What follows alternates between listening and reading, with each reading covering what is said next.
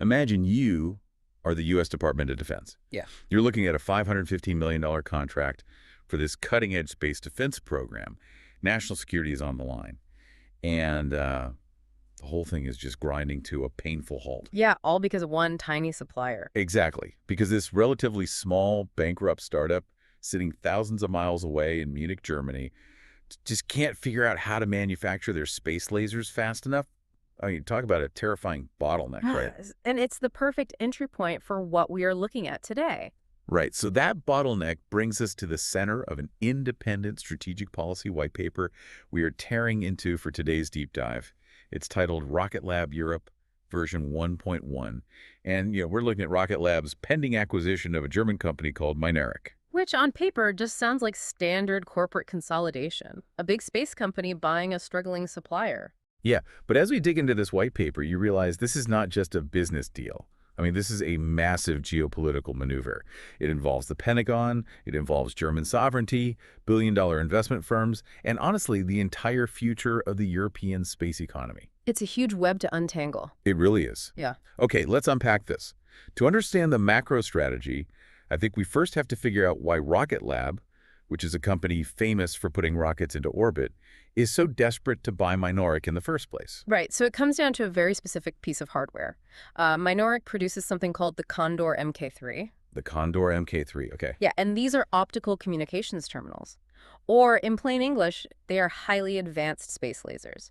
So instead of using traditional radio waves to send information down to a dish on Earth, these terminals allow satellites to beam massive amounts of data directly to each other. While moving at thousands of miles an hour in orbit. Right. Exactly. It creates this unjammable, high-speed mesh network right up in space. It is basically the backbone of modern defense architecture. But here's the catch.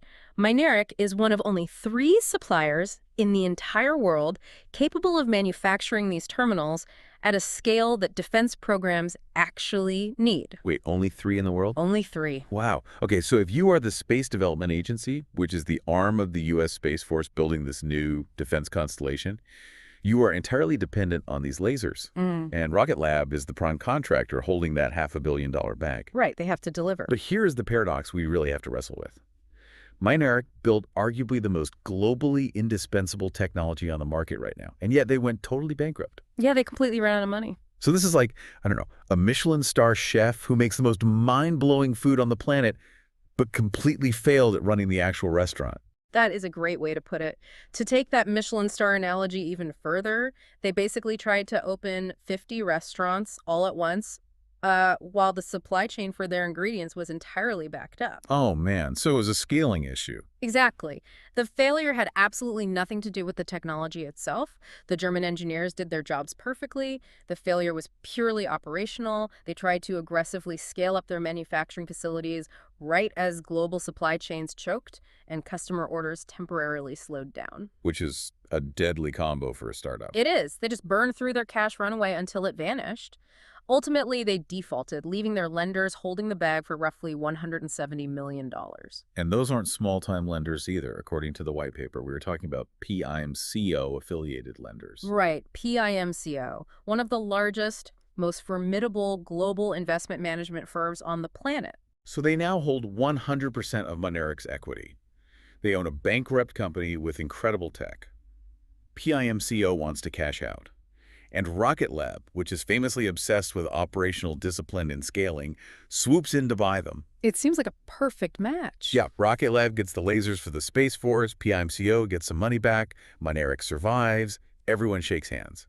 So why does the white paper suggest this simple transaction is triggering an international incident? Well, because of the leverage map and a mechanism called a Foreign Direct Investment Review, or FDI, conducted by the German government, Germany is looking at this and saying, wait a minute, this is critical dual-use sovereign technology. They don't want to just hand it over. Exactly. They're like, you can't just let an American-operated company swallow this whole. They have a legitimate strategic interest in keeping that intellectual property and manufacturing capability under European control. But on the flip side, the U.S. Department of Defense has an active operational dependency on that exact same technology for its most advanced defense programs. Right. So if Rocket Lab just buys Mynaric outright, The German sovereignty question is completely ignored, and Berlin might just block the sale entirely. Okay, but if keeping it German is the priority, why doesn't a massive German defense contractor just buy it? I mean, I'm thinking of a giant like Rheinmetall. Hmm. They have endless capital. They're already in bed with the German Defense Ministry. Why are they just sitting on the sidelines? Well, Rheinmetall actually looked at the books, but they walked away. Wait, really? Why? Because buying Mynaric doesn't just mean acquiring intellectual property. It means figuring out how to manufacture precision optics at an incredibly high volume. And Rheinmetall lacks that specific operational experience. Ah, so they wouldn't know how to run the restaurant either. Exactly. But there is a much bigger hurdle. If a European defense prime buys Mynaric, they suddenly have to navigate the nightmare of U.S. export controls and defense regulations as a foreign-owned entity. Oh, I see. Yeah, there is a genuine fear that if a German prime takes over, the U.S. might just yank those lucrative defense contracts away due to security concerns. Which means Mynaric would lose its biggest customer and likely go bankrupt all over again. So a simple U.S. buyout pisses off Berlin and threatens European sovereignty. But a simple European buyout spooks Washington and threatens the company's survival. It is a massive geopolitical gridlock. And that gridlock is why the conventional framing of mergers and acquisitions is totally useless here. Right, because if we look at this as a binary choice between American ownership and German sovereignty, the company simply dies. PIMCO is stuck with a dead asset. Germany loses the operational capacity, and the U.S. Space Force loses the lasers they desperately need. Nobody wins. So how do you break a stalemate where both superpowers refuse to blink? This brings us to the core of the white paper. Because Rocket Lab CEO Peter Beck has floated a structural framework that entirely bypasses the gridlock. Yeah, he's proposing something called Rocket Lab Europe. And we need to clarify what this actually is, because this isn't just opening a regional sales office in Munich or setting up a shell company for tax avoidance, right? Yeah. No, not at all. Rocket Lab Europe, or RLE, is a highly specific institutional form. It is a European domiciled American-operated space company. Okay, so how does that work in practice? Well, it would be incorporated under European corporate law.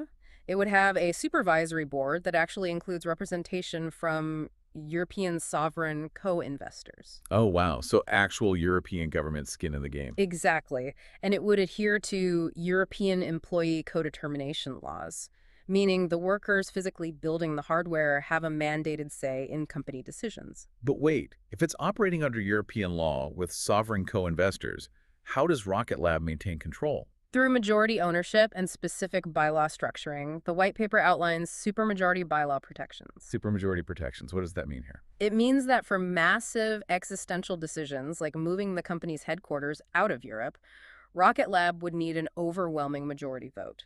This effectively gives the European investors veto power over the company ever abandoning the continent. Okay, so Europe gets a safety net. Right. But day to day, Rocket Lab retains majority ownership and absolute control over the operational execution. They inject their ruthless Silicon Valley-style efficiency into a European legal structure. Okay, I have to push back here. When you say European space program, my mind immediately goes to the graveyard of well-funded launch programs over there that are notoriously late and massively over budget. You mean like the old Ariane rocket models? Exactly. The Ariane program. Is Rocket Lab just trying to hunt for government cheese here? I mean, are they setting up a permanent government subsidy loop under the guise of European sovereignty? Because that really does not sound like Rocket Lab at all. You are hitting on the exact skepticism that European private markets have. But the white paper clarifies this is definitively not a permanent subsidy. Okay, so what is it then? RLE requires 3 founding conditions to work. Mm. And the most critical one is the anchor tenant model. Think about building a massive new shopping mall. Okay, I'm with you. A bank won't give you the loan to pour the concrete unless you have a major anchor tenant, like a Target or an Apple store, signing a 10-year binding lease up front. Right, you need guaranteed foot traffic to justify the initial capital expenditure. Otherwise, it's just a huge risk. Exactly. So RLE is asking European sovereign customers for a defined period of binding launch commitments. They are saying, if you want sovereign launch capability on European soil, commit to buying our launches for the first few years. Ah, so they de-risk the initial build phase. Right. It justifies the massive upfront cost of building launch pads and manufacturing lines in Europe. But here's the key. After that initial anchor period ends, the safety net is gone. RLE must compete on the open market purely on commercial merit. Meaning they will go head-to-head against legacy primes like Ariane without guaranteed government bailouts. Precisely. That is a massive paradigm shift. It really is. They are completely bypassing the old European system, the just retour system. The geographic return model, yeah. Right. For anyone who doesn't know, that's the old political procurement model where if France pays for 30% of the rockets, 30% of the parts absolutely must be built in France.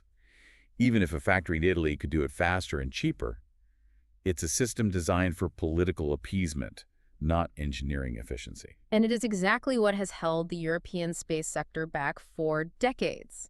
RLE leverages the current defense emergency to justify the initial infrastructure build, but relies purely on commercial excellence to sustain it long term. So they aren't asking for protection from competition, they are just asking for the runway to prove they can actually win the competition. Exactly. Here's where it gets really interesting, because the white paper argues that if this RLE framework is established, the long-term opportunities expand way beyond just launching rockets. Oh, absolutely. It Yeah. effectively creates a massive self-sustaining ecosystem. Right. The paper outlines 5 specific forces that this framework unlocks. Let's walk through those.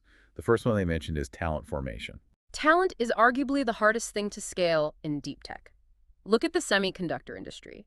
When TSMC, the dominant Taiwanese chipmaker, spent billions to build new fabrication plants in Arizona, they hit a massive wall. And it wasn't a lack of money or machines, right? Nope. It was a lack of tacit knowledge. Tacit knowledge. Okay, let me make sure I have this straight. That's the stuff that isn't written down in the instruction manual, right? Yeah. The muscle memory. The little intuitions an engineer develops only after years of trial and error on a specific machine. That's exactly it. You can't just hire someone fresh out of college and expect them to know it. You need proximity and practice. TSMC struggled because they tried to import that tacit knowledge across an entire ocean. That makes sense. Right, but RLE avoids this entirely because Mynaric already has around 300 engineers sitting in Munich who have spent years agonizing over frontier optical communications. They already have the tacit knowledge. So by acquiring them, Rocket Lab isn't starting from zero. They are inheriting an elite, highly localized talent pool that is already completely up to speed. Which saves them years of pain. And that feeds directly into the second force the white paper identifies, which is supply chain elevation. It talks about Peter Beck's Darwinian filter for suppliers, meaning you either meet the requirements for extreme quality, low cost, and fast schedule consistently, or you are ruthlessly replaced. Which sounds brutal. It does. Yeah. So how does Europe respond to that level of pressure? Well, Europe actually has a hidden superpower here. They have the middle stand. The middle stand, what's that? These are highly specialized, often family-owned companies, particularly in Germany and Switzerland, that completely dominate tiny global niches. Imagine a 100-year-old factory in the Black Forest that makes ultra-precise gears for luxury watches, or maybe sensors for medical devices. Okay, so they already know how to make flawless stuff. Exactly. They are already capable of manufacturing to the highest global standards. What they haven't had is a market signal in their own backyard demanding that level of precision at new space velocities. So RLE becomes the catalyst. The middle stand company making watch parts realizes, hey, we can pivot to making optical components for space lasers. Right. They run through Beck's Darwinian filter, and the ones that survive become globally competitive space suppliers almost overnight. And they can do it without having to relocate to Los Angeles or Texas. But having great talent and a fast supply chain means absolutely nothing if the government won't legally let you put the hardware on a launch pad. Which brings us to the third force, regulatory normalization. This is a massive one. Yeah, how does a U.S.-operated company deal with notoriously strict European regulators? Because the knee-jerk reaction of most European regulatory bodies to aggressive American tech companies is usually to hit them with fines and just block them. True, but we can look at SpaceX's history with the Federal Aviation Administration in the U.S. as a sort of blueprint here. The FAA? Yeah. Early on, their relationship wasn't inherently adversarial. It was really a graduated trust-building exercise. SpaceX would propose something completely unprecedented, like landing a booster on a drone ship in the ocean. Right, which sounded insane at the time. And the FAA would say, well, the burden of proof is entirely on you to show this is safe. As SpaceX repeatedly succeeded, the regulatory framework actually adapted around their demonstrated performance. So RLE brings that dynamic to Europe. Instead of regulators trying to write the rules for new space in a vacuum, they have a tangible operating company to work with. The starting posture shifts from adversarial blocking to cooperative rulemaking. And that regulatory trust creates the fourth force, which is cultural permission. Cultural permission. What does that look like on the ground? Imagine you are a brilliant aerospace engineering student in Berlin or Paris. For the last 20 years, if you wanted to work on cutting-edge, rapid iteration space projects, you essentially had to leave. You had to endure the brain drain and move to California or Texas. Exactly, but if RLE is building rockets and lasers in Munich, it fundamentally changes the psychology. It's one thing to watch a rocket land in Texas on YouTube. It is a completely different thing to realize you can do that exact same frontier work under an institutional environment you can access right in your own backyard. It proves new space is actually possible in Europe. Yes. And once the talent, the supply chain, the regulators, and the culture are all aligned, you trigger the final, most explosive force, capital formation. Let's talk about the money. Because European venture capital is notoriously risk-averse compared to Silicon Valley. Why haven't they already poured billions into building a European SpaceX? Because European capital has been burned way too many times. They look at legacy prime contractors that operate more like government jobs programs than agile tech companies, and they just see a terrible risk profile. It's a bad investment. Right. What they lack are credible exit pathways and proof of concept at a commercial scale. RLE completely changes the math. It acts as an institutional anchor. Because suddenly, European venture capitalists are looking at a company operating with Silicon Valley-style ruthless efficiency, but it's governed under European law. It's safe, it's legible, and it's highly profitable. Exactly. It transforms space from a speculative, government-subsidized bet into a highly rational investment. And once that happens, the flywheel starts spinning on its own. The localized talent leaves RLE to start their own companies. The elevated middle-stand supply chain supports them. The regulators know how to process their permits, and the venture capital is waiting to fund them. Over a decade, the economic output of that ecosystem is substantially larger than anything Rocket Lab or Mynaric could ever generate in isolation. Okay, so we've looked at the tactical buyout, the RLE framework, and this massive ecosystem flywheel. Yeah. Let's pull back to the macro geopolitical level to answer the ultimate question. Is this actually a good strategic move? Because the global sands are shifting incredibly fast right now. They are. And the white paper highlights two seismic shifts that make this move brilliant. First is a political shift, Germany's Zeitenwende. The Zeitenwende. That translates to a historical turning point, right? Yes. After the invasion of Ukraine, Germany recognized a historic turning point in their defense policy. They have committed 40 billion euros specifically to defense space capability. So the political will and, more importantly, the budget is finally there. And the second shift is commercial, and it's happening in South Texas. SpaceX's Starship program is rapidly crushing the economics of legacy launchers like Europe's Ariane 6. It's not even close anymore. No. Every month that Starship gets closer to full operational status, the gap between what American commercial launch offers and what European sovereign launch provides turns into a chasm. Europe is simply running out of time to figure this out. Which makes the RLE framework a massive win-win-win. Europe gets a sovereign launch capability without the bloat and decade-long delays of their old system. Rocket Lab secures their critical laser supply chain and taps into a multi-billion-euro market. But the most interesting winner here seems to be the United States, specifically the Department of Defense. But why does the Pentagon care if Europe has a thriving space economy? Don't they want America to maintain absolute dominance? They want dominance, yes, but they are terrified of industrial concentration risk. What does that mean in this context? Right now, the U.S. relies on a dangerously narrow set of domestic suppliers for critical space technologies. Putting all your eggs in one or two corporate baskets is a massive strategic liability if a facility goes down or a supply chain breaks. So having a highly capable, trusted allied supplier whose production capacity is physically distributed across NATO-aligned geographies reduces that risk immensely. It widens the industrial base outside of U.S. borders. Precisely. But wait, I have to throw a flag on the play here. What about U.S. ITAR laws? The International Traffic in Arms Regulations. Washington is notoriously paranoid about exporting defense technology. Are they really going to let sensitive tech like these laser terminals that the Space Force relies on be managed by an entity domiciled in Europe? Won't the State Department just kill the deal? If we connect this to the bigger picture, they would if this were a traditional acquisition. But the RLE framework has a specific mechanism to handle this. Which is? The third founding condition of RLE is a dedicated security perimeter for U.S. defense operations. They are essentially building a physical and digital firewall inside the company.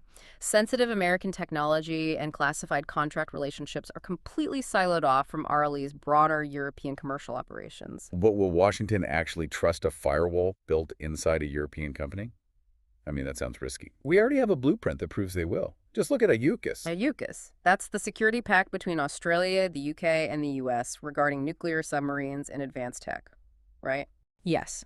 For decades, ITAR paranoia prevented the US from sharing deep tech even with its closest allies. But ITSHIRUS was a complete paradigm shift. The strategic need to counter adversaries in the Pacific finally outweighed the bureaucratic inertia. So how does that apply here? Well, under ITSHIS, there are now over 700 authorized entities operating under license-free defense tech cooperation. The U.S. has proven it will bypass ITAR and extend unprecedented cooperation to allies who demonstrate strict regulatory alignment. So IRLE is designed to be the exact institutional vehicle that pulls Europe along that ISHIS trajectory. Exactly. It's essentially Rocket Lab proving to Washington that they can handle the responsibility of dual hemisphere defense contracts. And if they pull this off, they position themselves in a category of one. The white paper calls them a multipolar institution. Multipolar, I like that.